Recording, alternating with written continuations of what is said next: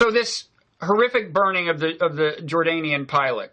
Yes. What do you think that says about what are they thinking when they do that? I mean, what tactical purpose do they think of it as happening, assuming it has one? And do you think it's going to backfire on them? I have to say, the more I find, I have a lot of material on ISIS and their foreign fighters in my notebook. I don't want to venture a guess as to I know that there's some people who think it means they're desperate and they're alienating the Japanese, and now they're alienating the Bedouin tribes of Jordan, and they're going to alienate the Hashemite dynasty. Certainly has had that effect. King Abdullah has had very strong rhetoric. It seems like he's going to redouble efforts against them. But, I also think that they're fairly formidable and resilient force, not just because they were able to take on the Iraqi army, but they are able to hold territory in a way that Al-Qaeda never did, and that's a major innovation.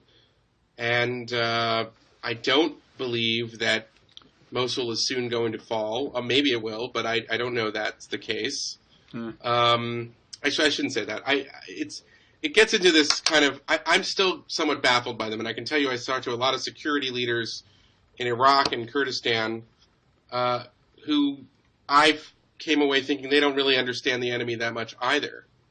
And that's the truth. I mean, it's so I'm wary of analysts who say this is what it means. I think they want to not only intimidate populations, they want to insert themselves into important kinds of regional political debates. I mean, why do they spend all this time trying to take Kobane, which is not very valuable in any strategic sense?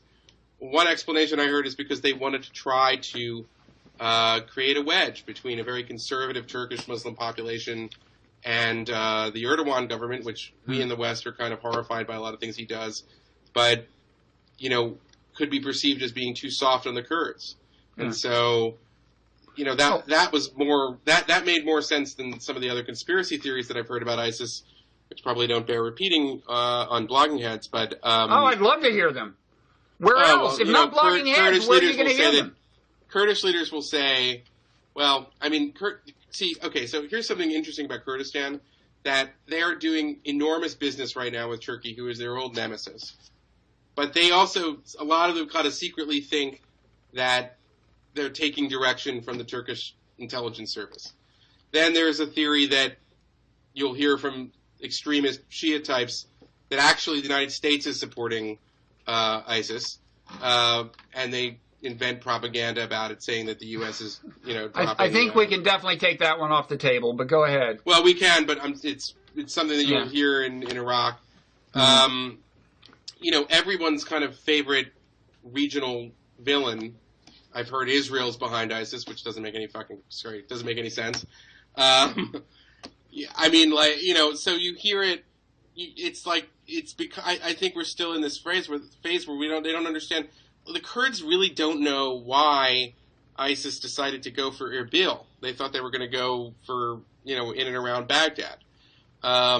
Again, Kobani is kind of a mystery. Why do they want to take Kobani?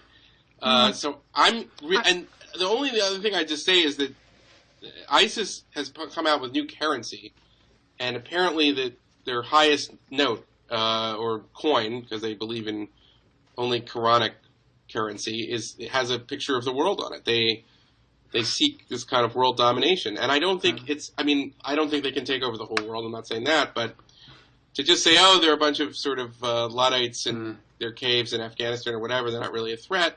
Don't hype the threat. We should be very worried. I mean, this is this kind of thing that it appeals to these losers, loners in the West. They are able to radicalize them on the web, and I think sadly that their goal in some ways is to have the ability to sort of create these mass atrocities, at home for us in the West. So we have to worry about that.